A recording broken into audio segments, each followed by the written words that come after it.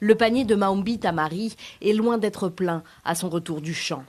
Mais tant pis, la famille s'en contentera.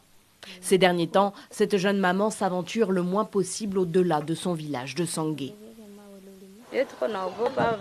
On a très peur parce qu'on ne sait pas qui sont ces hommes armés que l'on voit traverser devant nous.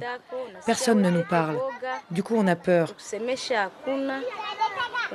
Et ça nous pousse à rentrer vite à la maison, même si on n'a pas terminé la récolte.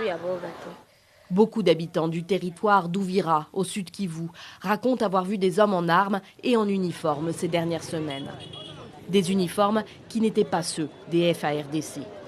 La peur a vite gagné la population. Le grand marché de Sangué ferme plus tôt que d'habitude, désormais. La situation n'est pas bonne ces derniers temps. On est obligé d'arrêter plus tôt et de rentrer car on nous vole nos marchandises.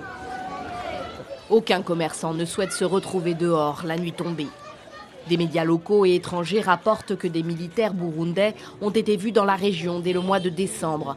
Des centaines d'hommes, selon différentes sources. Ils chercheraient à gagner les moyens et hauts plateaux d'Ouvira qui servent de base arrière à la rébellion burundaise des Red Tabara.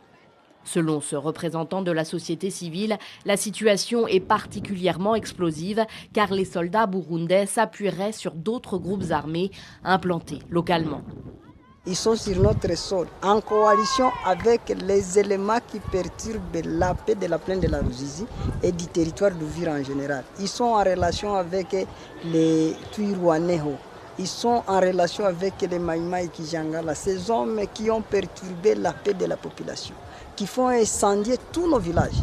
Et voilà, une armée régulière burundaise entre sur notre sol sans aucune convention. Et voilà, toute la population est dans une grande peur. On ne sait pas qu'est-ce qui se passe. L'armée congolaise s'en tient à appeler au calme et assure enquêter sur ces allégations. Je ne peux pas confirmer que ce sont des militaires burundais.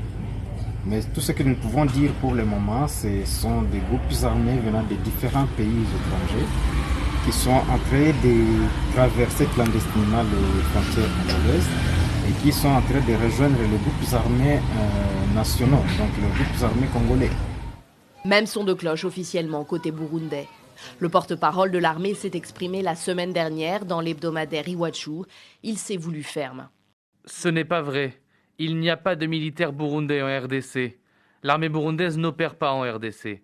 Elle ne couvre que le territoire national. Aucun militaire ne peut oser aller intervenir dans un autre pays sans qu'il y ait une convention entre les deux pays. Et pourtant, à quelques pas de la rivière Ruzizi qui sert de frontière avec la RDC, certains paysans burundais ont le sentiment que leurs autorités leur mentent. Avant, il y avait beaucoup de militaires dans la région qui patrouillaient. Mais là, ils sont moins nombreux, comme s'ils étaient partis en mission. Et nous entendons des bruits de tirs qui viennent de l'autre côté de la RDC.